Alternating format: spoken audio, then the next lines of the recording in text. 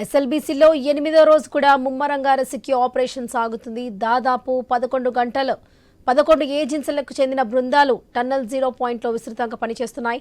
TBM మిషన్ను cut చేస్తున్నారు. Zero పాయింట్లో పేర్కొన్న బురదను లోకో వ్యాగన్ రైల్ ద్వారా బయటకు తరలిస్తున్నారు. ప్రమాద స్థలంలో భారీగా బురద పేరుకుపోయింది. ఆ బురదలోనే కార్మికులు చిక్కుకున్నారనే అనుమానంతోనే గాలింపు చేపడుతున్నారు. ఇందుకోసం జీపీఆర్ సాయం తీసుకుంటున్నారు. అదే సమయంలో సొరంగం ఉపరితలంలో జలధారలపై జీఎస్ఐ ద్వారా సర్వే చేస్తున్నారు. రెస్క్యూ ఆపరేషన్ మరింత ముందుకు వెళ్లే సమయంలో ఎదురయ్యే ఇబ్బందులను అంచనా వేసేందుకు ఈ సర్వే ఉపయోగపడుతుందని అనుకుంటున్నారు.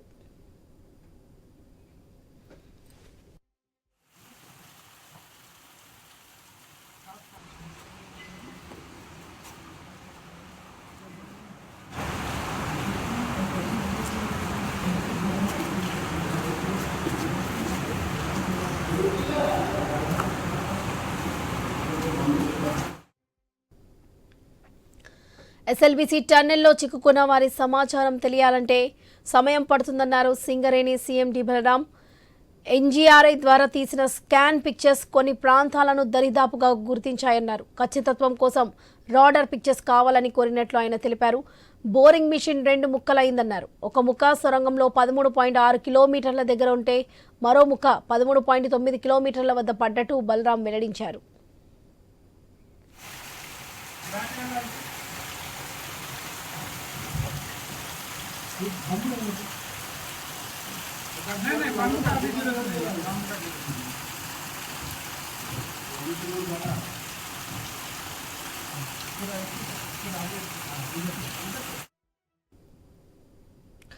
ఎస్ఎల్బీసీలో 8వ రోజు కూడా ముమ్మరంగా రెస్క్యూ ఆపరేషన్ సాగుతుంది. దాదాపు 11 గంటలు 11 ఏజెన్సీలకు చెందిన బృందాలు టన్నల్ జీరో పాయింట్లో విస్తృతంగా పనిచేస్తున్నాయి.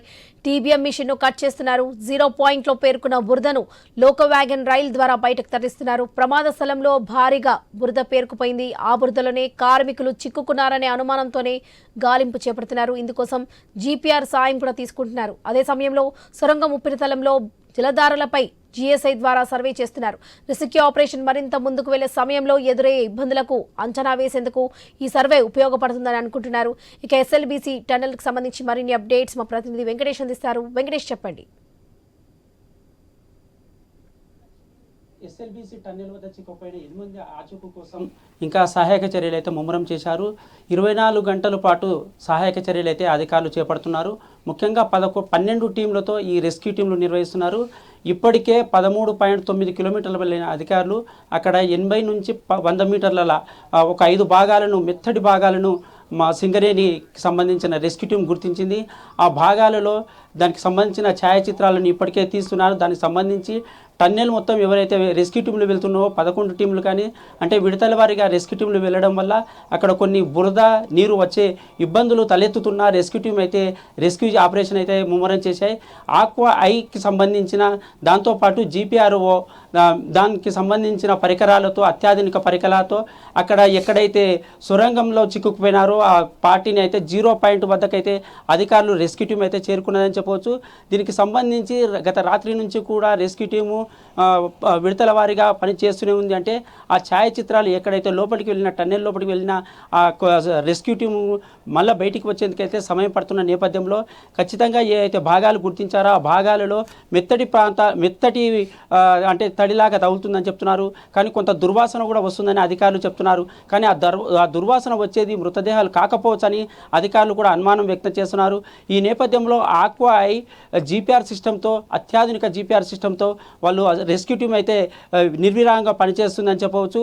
మరో 2-3 రోజులు కూడా పట్టే అవకాశం ఉంటుంది. అంటే ఆనవాళ్ళు గుర్తించేందుకైతే అవకాశం ఉంటుందని చెబుతున్నారు. 80 నుంచి 100 మీటర్లకు ఎప్పుడైతే అధికారులు రెస్క్యూ టీం వెళ్ళిందో అక్కడ మెత్తని ప్రదేశాలను 5 ప్రాంతాలను గుర్తించారని చెప్పవచ్చు. సింగరేణి టీం కూడా చాలా అద్భుతంగా పనిచేస్తున్నప్పుడు ఎన్డీఆర్ఎఫ్, ఎస్డీఆర్ఎఫ్, సింగరేణి టీము ఇలా అన్ని 12 సంస్థలకు సంబంధించిన రెస్క్యూలు అయితే ఆపరేషన్ చేస్తున్నాయి. మరో 2-3 రోజులు అయితే ఖచ్చితంగా ఆనవాళ్ళు తెలిసే అవకాశం ఉంటుందని చెప్పవచ్చు. కానీ ఇప్పటికే అక్కడ రెస్క్యూ టీంలు వెళ్ళిన ఆ ప్రాంతంలో మట్టి, ఇసుక, రాళ్ళు రావడం వల్ల దాన్ని లోకో ట్రైన్ ద్వారా బయటకు తీసుకొస్తున్నారు. ఆ లోకో ట్రైన్ నుంచి ఆ బయట అంటే ముందు భాగంలో ఉన్న 3 కిలోమీటర్లకు ఆ మట్టిని తీసుకురావడానికైతే సిబ్బందికి అయితే చాలా ఇబ్బందులు తలెత్తుతున్నాయి. ఆ ఇబ్బందుల వల్ల సమయం అయితే చాలా వృధా అవుతున్నదని చెప్పవచ్చు. దీనివల్లనే వారికి రెస్క్యూ టీంకి ముందుకు వెళ్ళాలనే దానిపైన కూడా కొద్ది ఇబ్బందులు తలెత్తుతున్నాయి. ఇప్పటికే DBటీవీని కూడా అధికారులు రెండుగా ముక్కలుగా చేశారని చెప్పవచ్చు. ఒక ముక్క 8 మీటర్ల దగ్గర ఉంటే ఇంకో ముక్క 75 మీటర్ల దగ్గర ఉందని చెప్తున్నారు. దీనికి సంబంధించి ఆ టన్నెల్కు సంబంధించిన ముక్క ఏదైతే ఉందో GPRది దానికి సంబంధించిన ఆ విభాగాలను కట్ చేయడం వల్ల ఆ విభాగాలను ఎప్పుడైతే బయటికి తెస్తారో దానివల్ల కూడా కొంత ఇబ్బందులు తగ్గే అవకాశం ఉంటుందని అధికారులు చెప్తున్నారు. దీనికి సంబంధించి ఇప్పటికే 8 రోజులుగా ఈ సహాయక బృందాలు ఇప్పుడు పనిచేస్తున్నాయి, నిర్విరామంగా పనిచేస్తున్నాయి. కానీ ఇక్కడ పనిచేస్తున్న సిబ్బంది కూడా అంటే కార్మికులు కూడా వారికి వేతనాలు ఇవ్వకపోవడం వల్ల నిన్ననే వాళ్ళు 150 మంది కార్మికులు వాళ్ళ స్వస్థలాలకు కూడా వెళ్ళిన సంఘటన చోటు చేసుకుంది. అంటే వాళ్ళు పనిచేస్తున్న ఏదైతే కంపెనీ ఉందో ఆ కంపెనీ వారికి ఇప్పటివరకు 3 నెలలుగా జీతాలు ఇవ్వలేని పరిస్థితి ఉందంట. వాళ్ళు అందుకోసం తీవ్ర ఆవేదన గురై వాళ్ళు డబ్బులు అంటే కిరాయి వెళ్ళడానికి డబ్బులు లేక వారి ఇంటి నుంచే డబ్బులు తెప్పించుకొని వాళ్ళు వారి సొంతూళ్ళకి ప్రయాణమైన సంఘటన కూడా చోటు చేసుకుంది. చాలా విషాదకరం అని చెప్పవచ్చు. ఇప్పటికే 8 మంది ఆ కుటుంబ సభ్యులు లోపల చిక్కుకున్న ఆ కుటుంబ సభ్యులను గుర్తించడానికి అయితే అధికారులు అయితే విశ్వ ప్రయత్నాలు చేస్తున్నారు. ప్రభుత్వం కూడా విశ్వ ప్రయత్నాలు చేస్తుంది.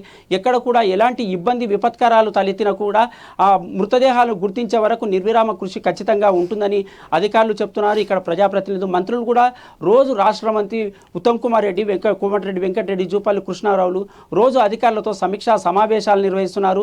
దానికి తీసుకుపోయే ప్రత్యామ్నాయ చర్యలు తీసుకుంటున్నారు.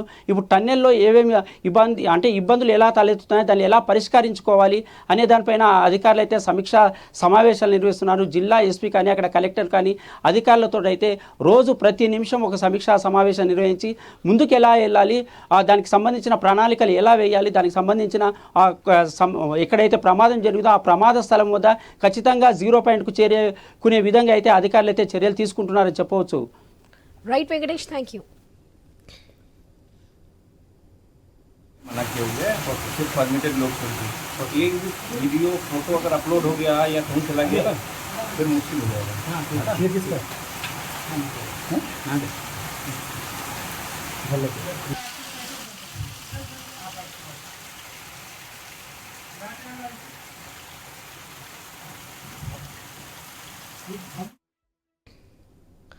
SLBCలో 8వ రోజు కూడా ముమ్మరంగా రెస్క్యూ ఆపరేషన్ సాగుతుంది. దాదాపు 11 ఏజెన్సీలకు చెందిన బృందాలు టన్నెల్ 0 పాయింట్లో విస్తృతంగా పనిచేస్తున్నాయి. TBM మిషన్ను కట్ చేస్తున్నారు. 0 పాయింట్లో పేరుకున్న బురదను లోకో వ్యాగన్ రైల్ ద్వారా బయటకు తరలిస్తున్నారు. ప్రమాద స్థలంలో భారీగా బురద పేరుకుపోయింది. ఆ బురదలోనే కార్మికులు చిక్కుకున్నారనే అనుమానంతోనే గాలింపు చేపడుతున్నారు. ఇందుకోసం GPR సాయం కూడా తీసుకుంటున్నారు. అదేవిధంగా అదే సమయంలో సొరంగం ఉపరితలంలో జలధారలపై GSI ద్వారా సర్వే చేస్తున్నారు. రెస్క్యూ ఆపరేషన్ మరింత ముందుకు వెళ్లే సమయంలో ఎదురయ్యే ఇబ్బందులను అంచనా వేసేందుకు ఈ సర్వే ఉపయోగపడుతుందని అనుకుంటున్నారు. ఇక SLBC టన్నెల్లో చిక్కుకున్న వారి సమాచారం తెలియాలంటే సమయం పడుతుందన్నారు సింగరేణి CMD బలరాం. NGRI ద్వారా తీసిన స్కాన్ పిక్చర్స్ కొన్ని ప్రాంతాలను దరిదాపుగా గుర్తించాయన్నారు. ఖచ్చితత్వం కోసం రాడర్ పిక్చర్స్ కావాలని కోరినట్టుగా ఆయన తెలిపారు. బోరింగ్ మిషన్ 2 ముక్కలైందన్నారు. ఒక ముక్క సొరంగంలో 13.6 కిలోమీటర్ల దగ్గర ఉంటే మరో ముక్క 13.9 కిలోమీటర్ల వద్ద పడ్డట్టు బలరాం వెల్లడించారు.